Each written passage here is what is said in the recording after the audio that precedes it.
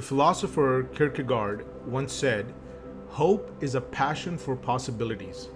I like that. Hope is a passion for possibilities. Yeah, so with hope, anything is possible, right? It's like living a dream. As a matter of fact, Aristotle once said, "Hope is a waking dream." Now, you might say, hey, wait a minute, there's obviously a fine line between hope and fantasy, so clearly not everything is possible. We do know that while hope can be therapeutic and comforting, dulling the momentary pain and suffering, it can also do harm if not handled properly. Too often we see people hoping against hope by raising their expectations unrealistically high, and not just hoping, but quite frankly, downright demanding life to perform miracles for them. We must have empathy for them, no doubt. But when those miracles don't come to pass, the fallout leaves many in depression and acute sadness. We cannot afford to be reckless with hope. I've seen people hoping for ages, waiting and waiting for their significant other, for example, to change one fine day and be the person they always wanted them to be.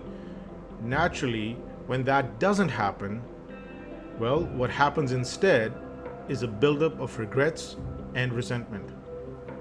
So just a little heads up with hope there. I think hope is a beautiful, powerful thing.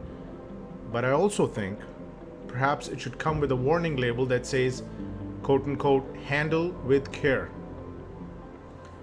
Coming back to why I think hope breeds possibilities, here's what I find amazing about hope.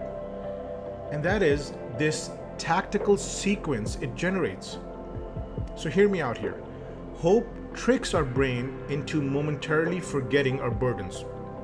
And for a second, imagine a better tomorrow. The pressure on our shoulder artificially evaporates for just a little bit. We just get a little bit of space to operate within.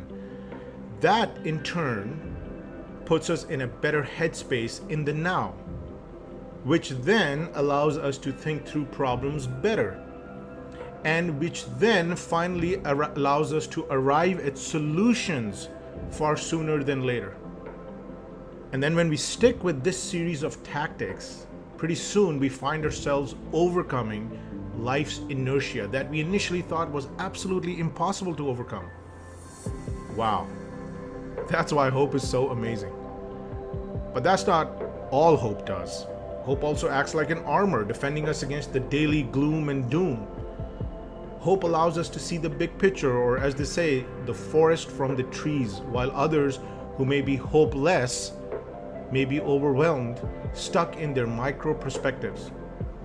I really think hope is another word for practical optimism. And boy, don't we all need some of that today.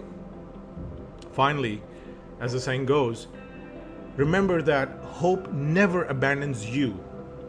You abandon it. So whether we lean on hope for therapy or tactic, please make sure you hold on to her. She will get you across life's multiple chasms. That's her job.